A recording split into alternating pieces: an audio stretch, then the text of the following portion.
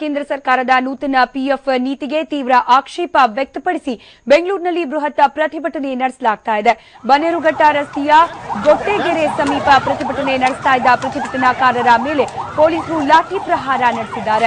ಪರಿಸ್ಥಿತಿ ನಿಯಂತ್ರಿಸಲು ಪೊಲೀಸರು ಧರಣಿ ನಿರತರ ಮೇಲೆ ಲಾಠಿ ಚಾರ್ಜ್ ಮಾಡಿದ್ರು. ಈ ವೇಳೆ ಪ್ರತಿಭಟನಾಕಾರರು ದಿಕ್ಕಾಪಾಲಾಗಿ ಓಡಿದ ಘಟನೆ ಕೂಡ ನಡೆದಿದೆ. ಪ್ರತಿಭಟನಾಕಾರರ ಮೇಲೆ ಪೊಲೀಸರು ಲಾಠಿ ಬೀಸಿದ್ರು.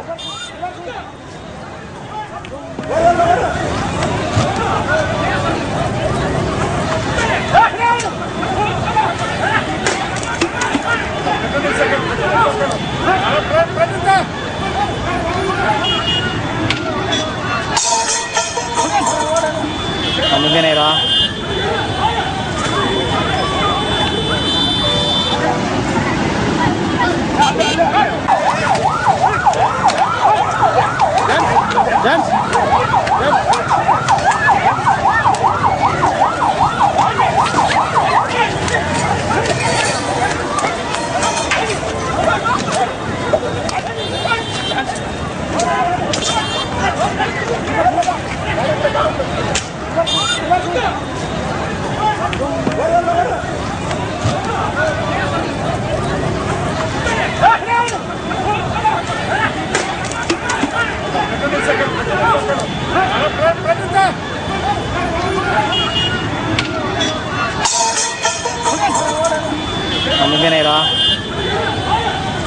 ಸರ್ಕಾರದ ಐಪಿಎಫ್ ನೀತಿಯನ್ನ ಖಂಡಿಸಿ ಬೆಂಗಳೂರಿನ ಹಲವೆಡೆ ಪ್ರತಿಭಟನೆ ನಡೀತಾ ಇದೆ. ಆಕ್ರೋಶಗೊಂಡ ಪ್ರತಿಭಟನಾಕಾರರು 3 ಬಿಎಂಟಿಸಿ ಬಸ್ಗಳ ಮೇಲೆ ಕಲ್ಲು ತೂರಾಟ ನಡೆಸಿದ್ದಾರೆ. ಬೆಂಗಳೂರಿನ ಬನ್ನೇರುಘಟ್ಟ ರಸ್ತೆಯ ಕೋಳಿ ಫಾರ್ಮ್ ಗೇಟ್ ಬಳಿ ಸಂಚರಿಸ್ತಾ ಇದ್ದ ಬಿಎಂಟಿಸಿ ಬಸ್ ಮೇಲೆ ಧರಣಿ ನಿರತರು ಕಲ್ಲು ತೂರಾಟ ನಡೆಸಿದ್ದಾರೆ.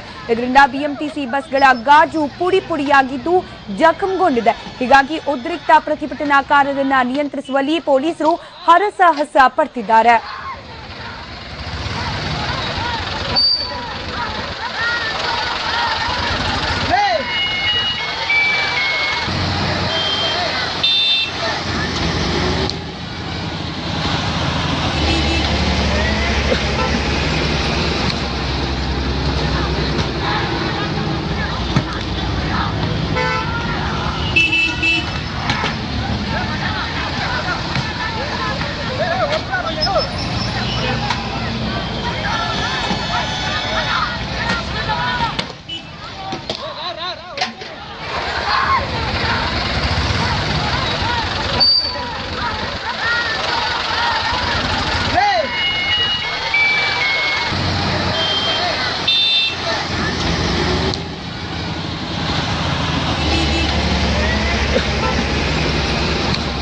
ಪೊಲೀಸರು ಹಾಗೆ ಪ್ರತಿಭಟನಾಕಾರರ ನಡುವೆ ಮಾತಿನ ಚಕಮಕಿ ನಡೆದ ಘಟನೆ ಬೆಂಗಳೂರಿನ ಗೂಡ್ಶೆಡ್ ರಸ್ತೆಯಲ್ಲಿ ನಡೆದಿದೆ. ಇಪಿಎಫ್ ನೀತಿಯನ್ನ ವಿರೋಧಿಸಿ ಸಾವಿರಾರು ಕಾರ್ಮಿಕರು ಧರಣಿಯನ್ನ ನಡೆಸಿದ್ರು. ಸಿಸಿಬಿ ಕಚೇರಿ ಬಳಿ ಸಾವಿರಾರು ಕಾರ್ಮಿಕರ ದಂಡು ಜಮಾಯಿಸಿತ್ತು. ಈ ವೇಳೆ ಪ್ರತಿಭಟನೆ ವೇಳೆ ಓರ್ವ ಮಹಿಳೆ ಕೂಡ ಅಸ್ವಸ್ಥಗೊಂಡ ಘಟನೆ ನಡೆದಿದ್ದು ಆಕೆಯನ್ನ ಆಸ್ಪತ್ರೆಗೆ ರವಾನೆ ಮಾಡಲಾಗಿದೆ. ಇನ್ನು ಕಾರ್ಮಿಕರನ್ನ ನಿಯಂತ್ರಿಸಲು ಪೊಲೀಸರು ಕೂಡ ಹರಸಾಹಸ ಮುಂದುವರೆಸಿದ್ದಾರೆ. ಧರಣಿ ನಿರತರನ್ನ ಕರೆದೊಯ್ಯಲು 2 ಬಿಎಂಟಿಸಿ ಬಸ್ಗಳು ಕೂಡ ಆಗಮಿಸಿತ್ತು.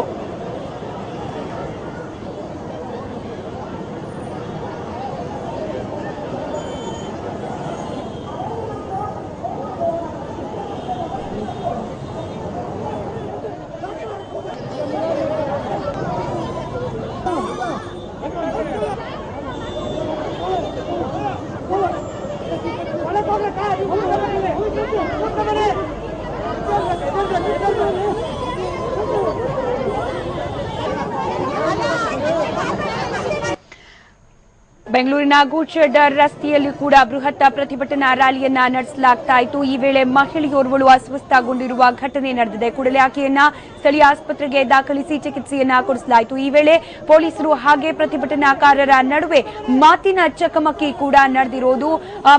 ಪ್ರತಿಭಟನಾಕಾರರ ಮನವೊಲಿಸಿ ಅವರನ್ನ ಶಾಂತಗೊಳಿಸುವ ನಿಟ್ಟಿನಲ್ಲಿ ಪೊಲೀಸರು ಪ್ರಯತ್ನ ಪಟ್ಟರು ಕೂಡ ಅದಕ್ಕೆ ಬಗ್ಗದ ಪ್ರತಿಭಟನಾಕಾರರು ತಮ್ಮ ಪ್ರತಿಭಟನೆಯನ್ನ ಮುಂದುವರೆಸಿದ್ದಾರೆ. ಪ್ರತಿಭಟನೆಯ ವೇಳೆ ಮಹಿಳೆಯೋರ್ವಳು ಅಸ್ವಸ್ಥಗೊಂಡಿರುವ ಘಟನೆ ಕೂಡ ನಡೆದಿದ್ದು ಆಕೆಯನ್ನ ಆಸ್ಪತ್ರೆಗೆ ದಾಖಲಿಸಿ ಚಿಕಿತ್ಸೆಯನ್ನ ಕೂಡ ನೀಡಲಾಗ್ತಾ ಇದೆ. ಬೆಂಗಳೂರಿನ ಗೂಡ್ಶೆಡ್ ರಸ್ತೆಯಲ್ಲಿ ಬಳಿ ಕೂಡ ಜಮಾಯಿಸಿದ ಸಾವಿರಾರು ಪ್ರತಿಭಟನಾಕಾರರು ಪೊಲೀಸರ ವಿರುದ್ಧ ಕೂಡ ತಮ್ಮ ಆಕ್ರೋಶವನ್ನ ವ್ಯಕ್ತಪಡಿಸಿರುವ ಘಟನೆ ನಡೆದಿದೆ. ಪೊಲೀಸರು ಪ್ರತಿಭಟನಾಕಾರರನ್ನ ನಿಯಂತ್ರಿಸುವ ನಿಟ್ಟಿನಲ್ಲಿ ಅವರ ಜೊತೆ ಮಾತುಕತೆಗೆ ಮುಂದಾಗ್ತಾರೆ, ಅವರ ಮನವೊಲಿಸುವ ಪ್ರಯತ್ನಕ್ಕೆ ಕೂಡ ಮುಂದಾಗ್ತಾರೆ. ಆದರೆ ಪ್ರಯೋಜನವಾಗದೇ ಇದ್ದಾಗ ಪ್ರತಿಭಟನಾಕಾರರು ಹಾಗೆ ಪೊಲೀಸರ ನಡುವೆ ಮಾತಿನ ಚಕಮಕಿ ನಡೆದಿದೆ.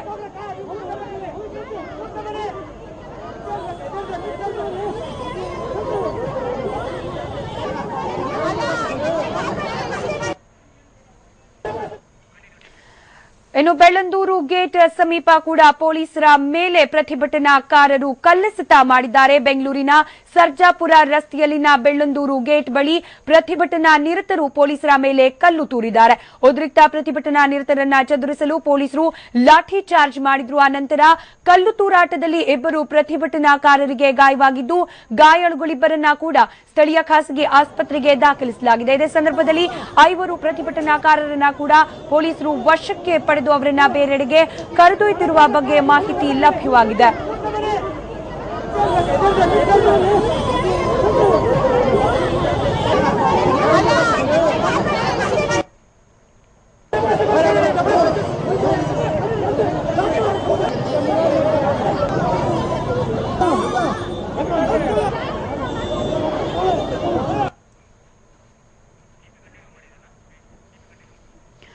ಇನ್ನು ಪ್ರತಿಭಟನಾಕಾರರ ಗುಂಪನ್ನ ಚದುರಿಸಲು ಪೊಲೀಸರಿಂದ ಅಶ್ರುವಾಯು ಪ್ರಯೋಗ ಮಾಡಿದ ಘಟನೆ ಬೆಂಗಳೂರಿನ ಹೆಬ್ಬಗೋಡಿ ಬಳಿ ನಡೆದಿದೆ.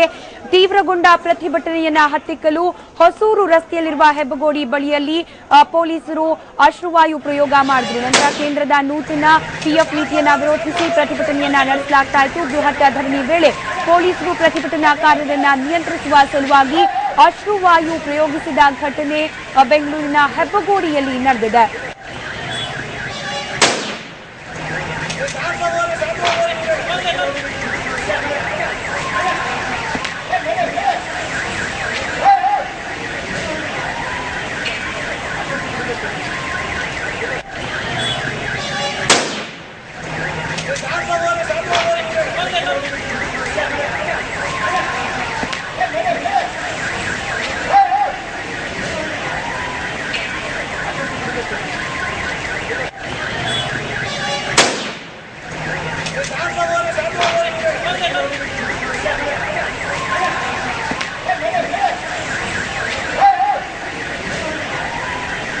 ಇತ್ತ ತುಮಕೂರು ರಸ್ತೆಯಲ್ಲೂ ಕೂಡ ಪ್ರತಿಭಟನೆ ಮುಂದುವರೆದಿದ್ದು 3 ಬಸ್ಗಳಿಗೆ ಬೆಂಕಿಯನ್ನ ಹಚ್ಚಲಾಗಿದೆ. ಉದ್ರಿಕ್ತರ ಗುಂಪು ಜಾಲಹಳ್ಳಿ ಕ್ರಾಸ್ ಬಳಿ 3 ಬಸ್ಗಳ ಮೇಲೆ ಬೆಂಕಿಯನ್ನ ಹಚ್ಚಿದ್ದಾರೆ. ಹೀಗಾಗಿ 3 ಬಸ್ಗಳು ಸಂಪೂರ್ಣವಾಗಿ ಭಸ್ಮವಾಗಿರುವ ಘಟನೆ ಕೂಡ ನಡೆದಿದೆ. 2 ಕೆಎಸ್ಆರ್ಟಿಸಿ ಹಾಗೆ 1 ಬಿಎಂಟಿಸಿ ಬಸ್ಗೆ ಬೆಂಕಿ ಹಚ್ಚಲಾಗಿದೆ. ತುಮಕೂರು ರಸ್ತೆ ಜಾಲಹಳ್ಳಿ ಕ್ರಾಸ್ ಬಳಿ ಬಿಗುವಿನ ಪರಿಸ್ಥಿತಿ ನಿರ್ಮಾಣವಾಗಿದೆ. ಬಸ್ನಲ್ಲಿದ್ದ ಎಲ್ಲ ಪ್ರಯಾಣಿಕರನ್ನ ಕೂಡ ಕೆಳಗೆ ಇಳಿಸಿ ನಂತರ ಪ್ರತಿಭಟನಾ ನಿರತರು ಬಸ್ಗೆ ಬೆಂಕಿಯನ್ನ ಹಚ್ಚಿರುವ ಘಟನೆ ಬೆಂಗಳೂರಿನ ತುಮಕೂರು ರಸ್ತೆಯಲ್ಲಿ ನಡೆದಿದೆ. ಬೆಂಗಳೂರಿನ ತುಮಕೂರು ರಸ್ತೆ ಕೂಡ ಇವತ್ತು ಪ್ರತಿಭಟನೆಗೆ ಸಾಕ್ಷಿಯಾಯಿತು. ಉದ್ರಿಕ್ತಗೊಂಡಿದ್ದ ಪರಿಸ್ಥಿತಿಯಲ್ಲಿ ಪ್ರತಿಭಟನಾಕಾರರು 3 ಬಸ್ಗಳಿಗೆ ಬೆಂಕಿ ಹಚ್ಚಿರುವ ಘಟನೆ ತುಮಕೂರು ರಸ್ತೆಯ ಜಾಲಹಳ್ಳಿ ಕ್ರಾಸ್ ಬಳಿ ನಡೆದಿದೆ. 2 ಕೆಎಸ್ಆರ್ಟಿಸಿ ಹಾಗೆ 1 ಬಿಎಂಟಿಸಿ ಬಸ್ಗೆ ಪ್ರತಿಭಟನಾಕಾರರು ಬೆಂಕಿಯನ್ನ ಹಚ್ಚಿರೋದು. ಇನ್ನು ಬಸ್ನಲ್ಲಿ ಪ್ರಯಾಣವನ್ನ ಮಾಡ್ತಾ ಇದ್ದ ಪ್ರಯಾಣಿಕರನ್ನ ಕೆಳಗೆ ಇಳಿಸಿ ಬಳಿಕ ಪ್ರತಿಭಟನಾಕಾರರು ಬಸ್ಗಳಿಗೆ ಬೆಂಕಿಯನ್ನ ಹಚ್ಚಿದ್ದಾರೆ. ದೃಶ್ಯಾವಳಿಗಳಲ್ಲಿ ಗಮನಿಸಬಹುದು, ಬಸ್ ಸಂಪೂರ್ಣವಾಗಿ ಸುಟ್ಟು ಕರಕಲಾಗಿದೆ. ಬೆಂಗಳೂರಿನ ಜಾಲಹಳ್ಳಿ ಕ್ರಾಸ್ ಬಳಿಯಲ್ಲಿ ಈ ಘಟನೆ ನಡೆದಿದ್ದು 2 ಕೆಎಸ್ಆರ್ಟಿಸಿ ಹಾಗೆ 1 ಬಿಎಂಟಿಸಿ ಬಸ್ ಪ್ರತಿಭಟನಾಕಾರರು ಹಚ್ಚಿದ ಬೆಂಕಿಗೆ ಆಹುತಿಯಾಗಿದೆ.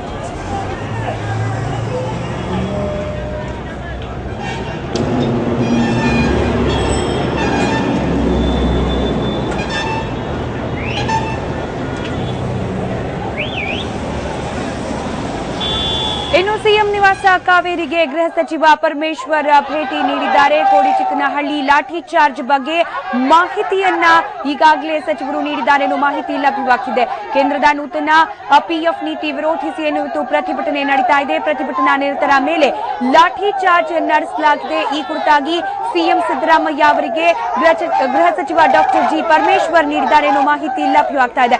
ಬೆಳಗಿನಿಂದಲೂ ಕೂಡ ಬೆಂಗಳೂರಿನ ಹಲವಾರು ಭಾಗದಲ್ಲಿ ಪ್ರತಿಭಟನೆ ನಿರಂತರವಾಗಿ ನಡೆಸಲಾಗ್ತಾ ಇದೆ. ಕೇಂದ್ರ ಸರ್ಕಾರದ ನೂತನ ಪಿಎಫ್ ನೀತಿಯನ್ನ ವಿರೋಧಿಸಿ ಬೆಂಗಳೂರಿನ ಹಲವು ಭಾಗದಲ್ಲಿ ಸಾವಿರಾರು ಮಂದಿ ಕಾರ್ಮಿಕರು ಪ್ರತಿಭಟನೆ ನಡೆಸಿದ್ದಾರೆ. ಇನ್ನು ಪ್ರತಿಭಟನಾ ನಿರತರ ಮೇಲೆ ಹಲವಾರು ಭಾಗದಲ್ಲಿ ಪೊಲೀಸರು ಕೂಡ ಲಾಠಿ ಚಾರ್ಜ್ ಅನ್ನ ಮಾಡಿರೋದು. ಈ ಲಾಠಿ ಚಾರ್ಜ್ ಕುರಿತಾಗಿ ಸಿಎಂ ಜೊತೆ ಪರಮೇಶ್ವರ್ ಇದೀಗ ಭೇಟಿ ಮಾಡಿ ಮಾಹಿತಿಯನ್ನ ನೀಡ್ತಾ ಇದ್ದಾರೆ. ಸಿಎಂ ನಿವಾಸ ಕಾವೇರಿಗೆ ಇದೀಗ ಗೃಹ ಸಚಿವ ಡಾಕ್ಟರ್ ಜಿ ಪರಮೇಶ್ವರ್ ಭೇಟಿ ನೀಡಿ ಕೋಡಿಚಿಕ್ಕನಹಳ್ಳಿ ಬಳಿಯನ್ನು ಲಾಠಿ ಚಾರ್ಜ್ ನಡೆಸಲಾಯಿತು ಬೆಳಗ್ಗೆ. ಅದರ ಬಗ್ಗೆ ಸಂಪೂರ್ಣ ಮಾಹಿತಿಯನ್ನ ಗೃಹ ಸಚಿವ ಡಾಕ್ಟರ್ ಜಿ ಪರಮೇಶ್ವರ್ ನೀಡಿರುವ ಬಗ್ಗೆ ಮಾಹಿತಿ ಲಭ್ಯವಾಗ್ತಾ ಇದೆ.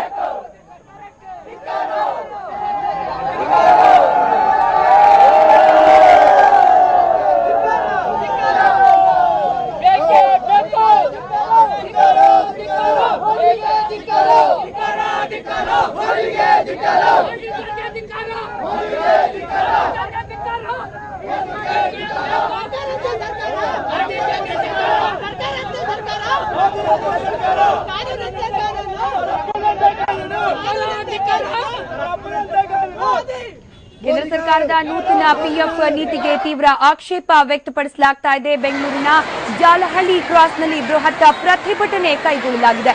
ಸಾವಿರಾರು ಗಾರ್ಮೆಂಟ್ಸ್ ನೌಕರರಿಂದ ಬೃಹತ್ ಪ್ರತಿಭಟನೆ ನಡೆಸಲಾಗ್ತಾ ಇದ್ದು ರಸ್ತೆಯ ನಡುವೆ ಕುಳಿತು ಪ್ರತಿಭಟನಾ ನಿರತರು ಪ್ರತಿಭಟನೆಯನ್ನ ನಡೆಸ್ತಾ ಇದ್ದಾರೆ. ಇನ್ನು ಧರಣಿ ಹಿನ್ನೆಲೆಯಲ್ಲಿ ತುಮಕೂರು ರಸ್ತೆಯಲ್ಲಿ ಟ್ರಾಫಿಕ್ ಜಾಮ್ ಉಂಟಾಗಿದೆ. ದೃಶ್ಯದಲ್ಲಿ ಗಮನಿಸಬಹುದು, ಸಾವಿರಾರು ಕಾರ್ಮಿಕರು ಪ್ರತಿಭಟನೆಯಲ್ಲಿ ಭಾಗವಹಿಸಿದ್ದು ಜಾಲಹಳ್ಳಿ ಕ್ರಾಸ್ ಬಳಿ ರಸ್ತೆಯಲ್ಲಿ ಜಮಾಯಿಸಿ ಪ್ರತಿಭಟನೆಯನ್ನ ನಡೆಸಿದ್ದಾರೆ. ಹೀಗಾಗಿ ತುಮಕೂರು ರಸ್ತೆಯ ಟ್ರಾಫಿಕ್ ಸಂಚಾರ, ವಾಹನ ಸಂಚಾರ ಸಂಪೂರ್ಣವಾಗಿ ಅಸ್ತವ್ಯಸ್ತವಾಗಿದೆ.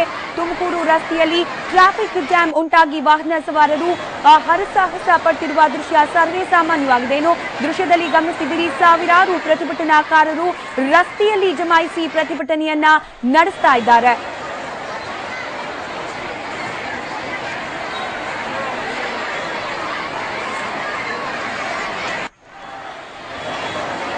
ಕೇಂದ್ರ ಸರ್ಕಾರದ ನೂತನ ಪಿಎಫ್ ನೀತಿಗೆ ತೀವ್ರ ಆಕ್ಷೇಪ ವ್ಯಕ್ತಪಡಿಸಿದ ಬೆಂಗಳೂರಿನ ತುಮಕೂರು ರಸ್ತೆಯಲ್ಲಿ ಬೃಹತ್ ಪ್ರತಿಭಟನೆಯನ್ನ ನಡೆಸಲಾಗಿದೆ. ಸುಮಾರು 10,000ಕ್ಕೂ ಹೆಚ್ಚು ಕಾರ್ಮಿಕರು ಈ ಒಂದು ಪ್ರತಿಭಟನೆಯಲ್ಲಿ ಭಾಗಿಯಾಗಿರುವ ಬಗ್ಗೆ ಮಾಹಿತಿ ಲಭ್ಯವಾಗಿದೆ. ಇನ್ನು ತುಮಕೂರು ರಸ್ತೆಯ ಸುತ್ತಮುತ್ತ ಭಾರೀ ಟ್ರಾಫಿಕ್ ಜಾಮ್ ಉಂಟಾಗಿದೆ. 12 ಕಿಲೋಮೀಟರ್ ವರೆಗೂ ಕೂಡ ವಾಹನಗಳು ಸಾಲುಗಟ್ಟಿ ನಿಂತಿರುವ ದೃಶ್ಯ ಕಂಡು ಬರ್ತಿದೆ.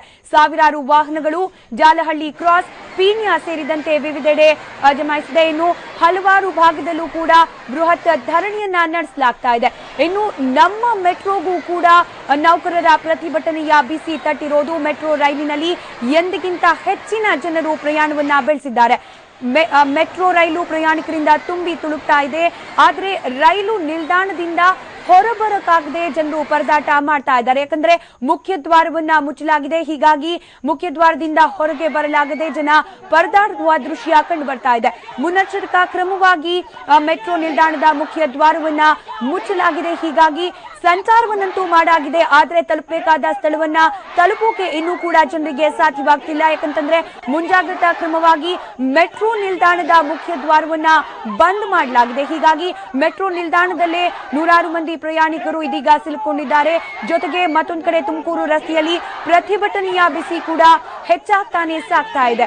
ಇನ್ನು ಟ್ರಾಫಿಕ್ ಜಾಮ್ ಆಗಿದೆ. ರಸ್ತೆಗಳನ್ನ ತಡೆದು ಪ್ರತಿಭಟನೆಯನ್ನ ನಡೆಸಲಾಗ್ತಿದೆ. ಹೀಗಾಗಿ ಮೆಟ್ರೋ ರೈಲಿನ ಮೊರೆ ಹೋಗಿದ್ದಾರೆ ಪ್ರಯಾಣಿಕರು. ಆದ್ರೆ ಅವರು ಕೂಡ ತಲುಪಬೇಕಾದ ಪ್ರದೇಶವನ್ನ ತಲುಪಲಿಕ್ಕೆ ಸಾಧ್ಯವಾಗ್ತಿಲ್ಲ. ಯಾಕಂತಂದ್ರೆ ಮುಂಜಾಗ್ರತಾ ಕ್ರಮವಾಗಿ ಮೆಟ್ರೋ ನಿಲ್ದಾಣವನ್ನ ಕೂಡ ಬಂದ್ ಮಾಡಲಾಗಿದೆ. ಅದರ ಮುಖ್ಯ ದ್ವಾರವನ್ನ ಬಂದ್ ಮಾಡಲಾಗಿದೆ. ಹೀಗಾಗಿ ಮೆಟ್ರೋ ನಿಲ್ದಾಣದ ಒಳಗಡೆ ನೂರಾರು ಪ್ರಯಾಣಿಕರು ಇದೀಗ ಸಿಲುಕಿ ಪರದಾಡ್ತಿರುವ ಘಟನೆಗೆ ಸಾಕ್ಷಿಯಾಗಿದೆ.